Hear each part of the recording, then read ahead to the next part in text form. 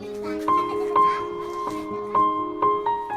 Guatemala schools, kids start dropping out after first grade, and the vast majority drop out by or in fourth grade and not really having learned anything.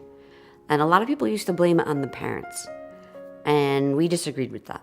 Our theory is if we are working with the parents at the same time so they truly understand the value of education and how they can help their children learn, that the kids will want to stay in school and the parents will support it.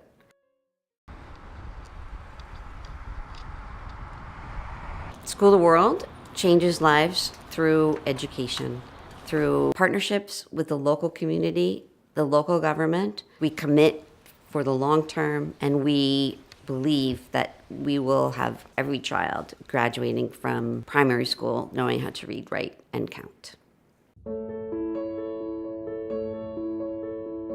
My father was the mayor of Bridgeport, very involved, very community-oriented. Do something was a very familiar refrain from both parents all the time. Doesn't matter what it is, but do something.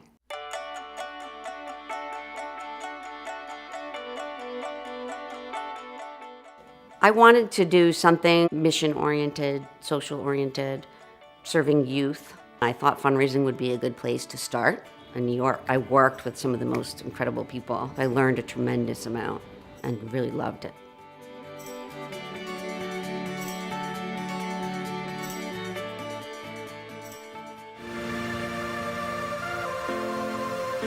I saw an opportunity to get advocacy experience doing some government relations work for them.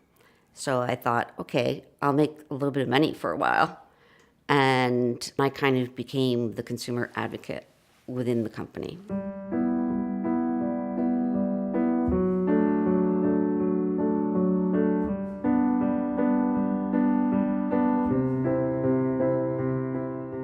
It was like cognitive dissonance, holding the grief that I had for, these greatest generation parents who had contributed so much to society. And working at GE just felt like I've got to get out of here.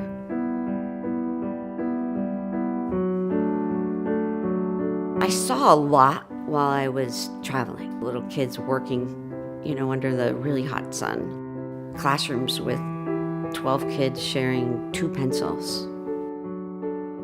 I actually started to remember, wait, I went to law school to start a nonprofit.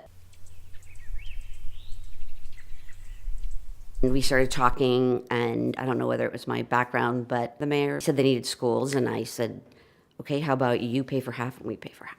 And they took me up right away, up the mountain to see a community that needed a school. And it was incredible. These kids had a shack with a dirt floor, horrible light. They didn't even have chairs.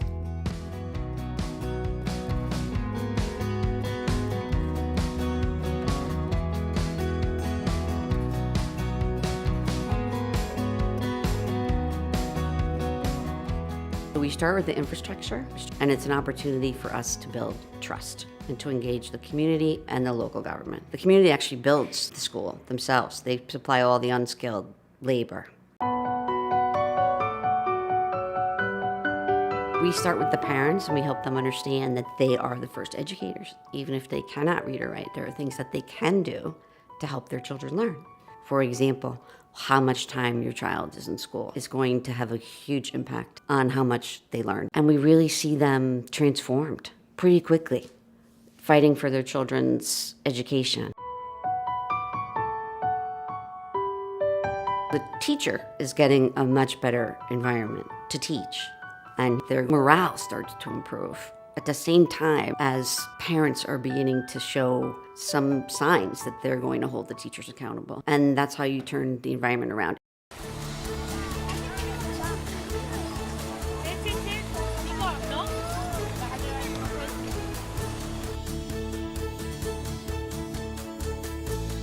They're mostly fairly affluent kids, and for them it's a complete shock to be in this environment. In the beginning, they are so inspired by the happiness and the warmth of the community.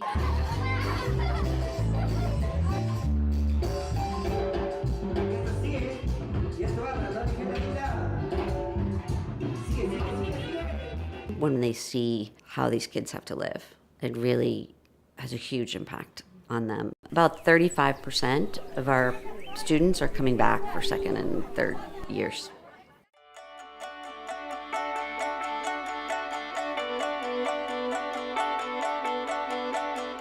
I know that building the school is just the beginning, and you're not making a difference until you change behaviors and have kids actually learning.